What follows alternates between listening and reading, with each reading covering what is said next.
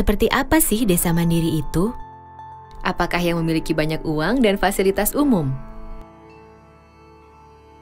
Seharusnya desa mandiri itu adalah desa yang bisa memenuhi kebutuhan akan sarana prasarana dasar dan bisa mensejahterakan masyarakatnya. Misalnya masyarakat membutuhkan jalan dan jembatan desa yang bagus, atau saluran irigasi yang bisa diandalkan sepanjang tahun. Nah, itu semua nantinya bisa disediakan dan dikelola oleh desa sendiri loh. Desa harus dapat menjadi salah satu kunci kekuatan ekonomi Indonesia dan sumber kesejahteraan bagi warganya. Baik itu petani, perempuan, masyarakat adat, pemuda-pemudi, anak-anak, kelompok penyandang cacat, dan kelompok masyarakat terasing tanpa kecuali.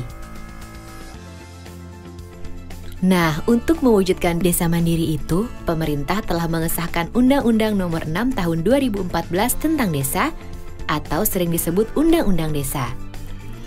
Undang-undang ini memberikan kesempatan bagi desa untuk menjalankan dan mengatur pembangunannya sendiri. Karena ya memang masyarakat desalah yang lebih tahu apa saja yang dibutuhkan untuk lebih maju dan sejahtera. Saat ini ada lebih dari 74.000 desa di negeri ini. Jadi, bayangkan seperti apa pengaruhnya bagi perekonomian Indonesia jika semua desa tersebut bisa menjadi desa yang maju dan sejahtera. Karena itu, pembangunan desa menjadi bagian penting dalam Undang-Undang Desa. Untuk itu, semua program pembangunan desa harus direncanakan oleh pemerintah desa bersama-sama dengan Badan Permusyawaratan Desa atau BPD dan masyarakat desa. Program-program ini harus dimusyawarahkan agar sesuai dengan kebutuhan masyarakat. Baik itu peningkatan kualitas pelayanan dasar, sarana prasarana dasar, ekonomi desa, dan pemberdayaan masyarakat desa. Semuanya menjadi rencana pembangunan jangka menengah desa atau RPJM desa untuk 6 tahun ke depan yang dituangkan dalam Rencana Kerja Pemerintah Desa atau RKP Desa Tahunan.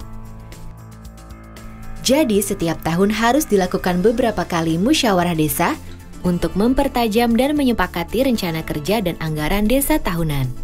Semua kegiatan tingkat desa harus dapat direncanakan, dilaksanakan, dan diawasi oleh masyarakat desa sendiri.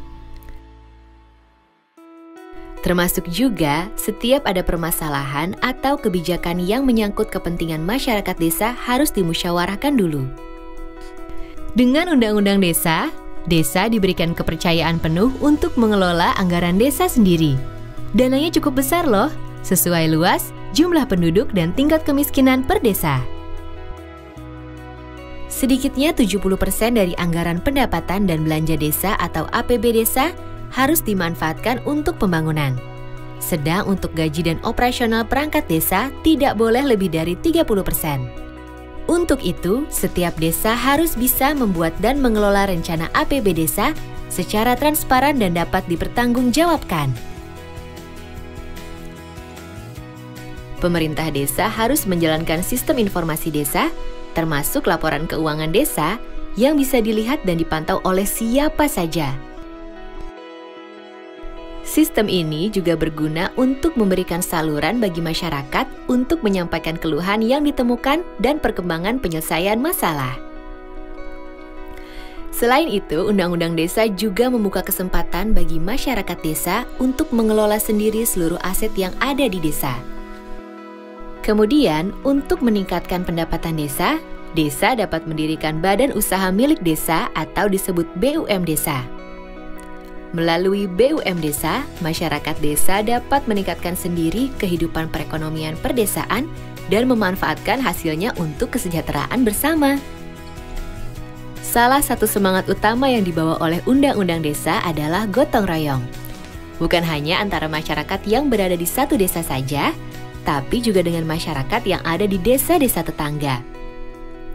Undang-Undang Desa mendorong agar kerjasama antar desa ditingkatkan untuk memaksimalkan kemampuan dan sumber daya yang ada agar menjadi lebih besar dan kuat. Misalnya, pengembangan usaha bersama, kerjasama di pengelolaan lingkungan dan sumber daya alam, kegiatan pemberdayaan masyarakat, sampai dengan pengembangan kawasan perdesaan yang menggabungkan kemampuan dan aset desa-desa untuk mencapai kesejahteraan bersama. Untuk itu, Badan Kerjasama Antar Desa atau BKAD dapat didirikan atau ditingkatkan peran dan lingkupnya. Di samping itu, Undang-Undang Desa juga menekankan pentingnya peran lembaga kemasyarakatan desa untuk membangkitkan partisipasi semua masyarakat desa. Lembaga kemasyarakatan desa berperan sebagai mitra pemerintah desa dalam mengelola semua kegiatan pembangunan dan pemberdayaan desa, serta penggunaan dana desa secara bersama-sama. Dalam pelaksanaan pembangunan, setiap desa akan didampingi oleh pendamping desa. Pendamping desa akan membantu memastikan kualitas pembangunan desa sesuai harapan, termasuk kualitas pemberdayaan manusianya. Jadi, Undang-Undang Desa hadir untuk menguatkan identitas dan jati diri desa, serta memberikan kesempatan seluas-luasnya bagi desa untuk mengatur dan mengelola pembangunannya sendiri untuk lebih maju dan sejahtera.